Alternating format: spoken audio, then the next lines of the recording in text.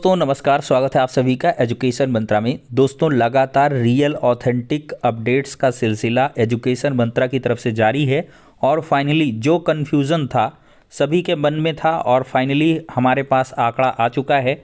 खाली पदों का आधिकारिक डेटा आपके सामने हम रखने वाले हैं। किस ज़िले में कितनी वैकेंसी खाली है ये हम आपको लेटर के माध्यम से दिखाएंगे। सचिव बेसिक शिक्षा परिषद की तरफ से ये आंकड़ा जारी किया गया है और ये बहुत ही पारदर्शितापूर्ण कदम कहा जाएगा सचिव बेसिक शिक्षा परिषद का।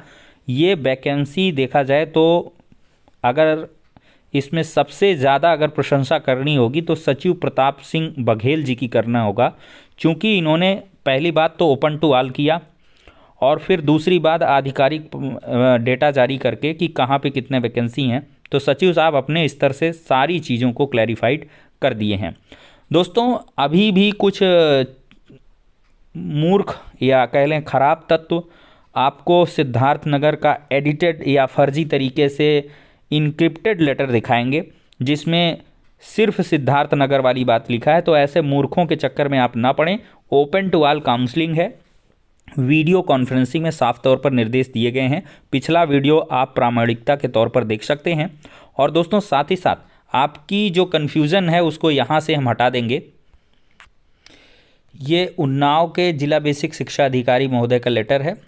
जब दो जगह से सेम चीज़ें आ जाएं तो कन्फ्यूज़न नहीं रह जाता है। सचिव उत्तर प्रदेश बेसिक शिक्षा परिषद प्रयागराज के द्वारा प्रदत्त निर्देशों के क्रम में परिषदीय प्राथमिक विद्यालयों में 12,460 सहायक अध्यापक भर्ती के अंतर्गत आवेदन करने वाले अभ्यर्थियों की द्वितीय काउंसलिंग 5 तारीख को 10 बजे स्काउट भवन स्थित कार्यालय जिला शिक्षा एवं प्रशिक्षण संस्थान उन्नाव में सुनिश्चित है। मतलब कि कंफर्म है कि 12,460 शिक्षक भर्ती में जिन्होंने भी आवेदन कर रखा है उन सभी को बुलाया गया है। उन्नाव में स्वागत है, आप जाके काउंसलिंग करा सकते हैं। और फाइनली ये डेटा है ऑफिशियल 5 तारीख को। दोस्तों यहाँ पर 5/1/2024 को शैक्षिक और प्रशिक्षण अभिलेखों की जांच हेतु जिला शिक्षा अधिकारियों द्वारा उपलब्ध कराई गई सूचना अनुसार रिक्त पदों की संख्या जो घट बढ़ सकती इस प्रकार से दी गई है। डिस्ट्रिक्ट नेम यहाँ पर देखिए दिया गया है फिरोज़ाबाद। फिरोज़ाबाद में 3 यूआर की हैं, ओबीसी की 3 है, एससी की 1 है, एसटी की 0 सीट है। मैनपुरी की बात करें 23 यूआर की, 2 ओबीसी की, 5 एससी की, 1 एसटी की। ये आंकड़ा सब मैंने आपको शेयर किया है। अलीगढ़ का देख लीजिए 13 general, 4 OBC, 0 SC, 11 ST. Etawah में देखा जाए तो 33 यूआर, 8 ओबीसी, 4 एससी, एसटी की 6।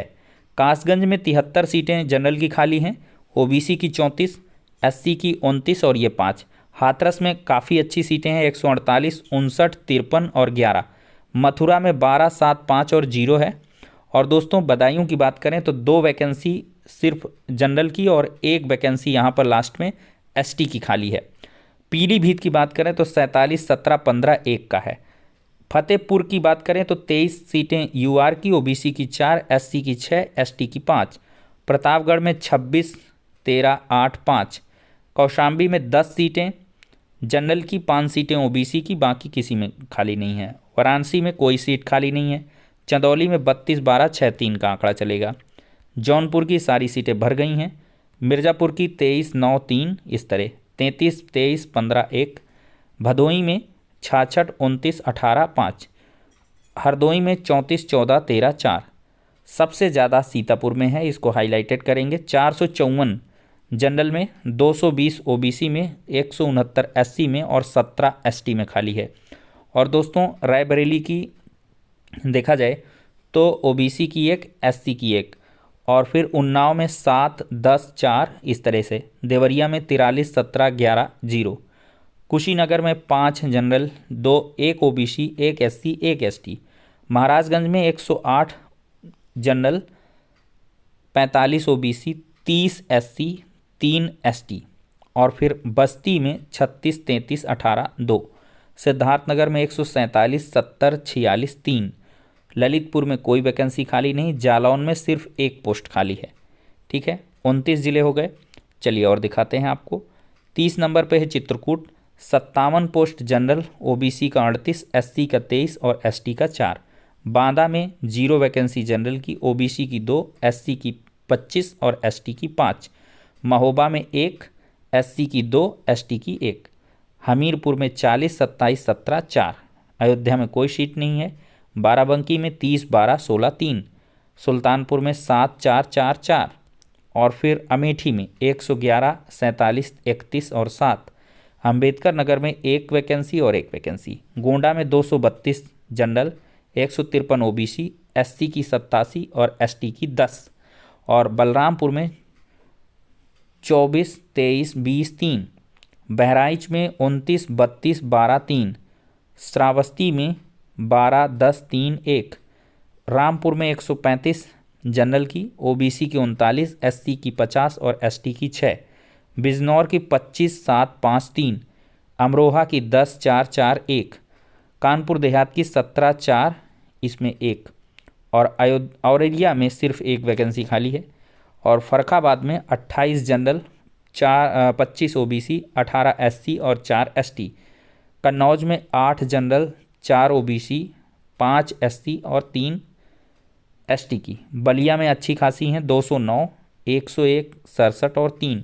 शामली में 3 सीटें जनरल की, SC की 3 हैं। तो ठीक है दोस्तों, 51 जनपद की सारी रिक्तियाँ आपको बता दी गई हैं। सबसे ज़्यादा जो वैकेंसी हैं वो बलिया में है। रामपुर में भी अच्छा खासा खाली है वैकेंसी। फिर गोंडा टॉप पे, सीतापुर, गोंडा। सीतापुर गोंडा में बहुत ज़्यादा वैकेंसी खाली है। सीतापुर गोंडा, यहाँ पर देखिए। हाथरस में भी ठीक ठाक खाली हैं।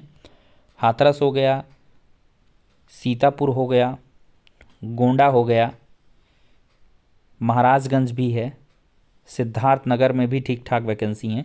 तो इन आधार पर आप अपनी मेरिट को कैलकुलेट करें, कहाँ कितनी जा सकती है मेरिट। इस लिहाज से आप लोग अपना जो है सिलेक्शन कर लें और फिर जो है उसके आधार पर निर्णय लें। तो ठीक है दोस्तों, आप लोग अब अपने काउंसलिंग स्थलों के लिए निकल लीजिए। जिनको जहां काउंसलिंग करानी है, अपना दिमाग लगा करके कि मेरा सिलेक्शन कहाँ हो पाएगा, तो वहाँ के लिए आप लोग कूच कर सकते हैं। कोहरा का समय है, रात्रि भी है, आप अपने जनपदों में भी होंगे, तो आपकी यात्रा मंगलमय हो। इन्हीं सारी शुभकामनाओं के साथ थोड़ा ध्यान रखिएगा। ज़िंदगी है, अगर जान है तो जहान है। तो आप लोग अपने सभी संसाधनों को ठीक ठाक ढंग से, ड्राइविंग बहुत फास्ट ना करिएगा। आप, मुझे ऐसा है कि सब लोग निजी वाहनों से ही निकलेंगे, तो इसमें वाहनों में सतर्कता बरतें, बड़ी सावधानी से आप लोग जाइएगा। पर्याप्त समय है, पूरी रात पड़ी है, दिन पड़ा है। 10 बजे के बाद 4 बजे तक आप आराम से पहुंच जाओगे। किसी का 400-500 किलोमीटर भी होगा तो पूरा यूपी आप जो है 5-6 घंटा, 7 घंटा में कवर कर सकते हो अपने 4 व्हीलर से। ठीक है, 6 घंटे पर्याप्त हैं। जहाँ जिस तरह की सीटें हैं उस हिसाब से आप लोग काम कर लीजिए। ठीक है दोस्तों, नेक्स्ट वीडियो में मिलते हैं, लेकिन अपना ख्याल ज़रूर रखिएगा, आराम से जाइएगा। कोहरे का समय है तो दिक्कत ना हो किसी को किसी भी प्रकार की। ठीक है दोस्तों, तो ठीक है, नेक्स्ट वीडियो में मिलते हैं।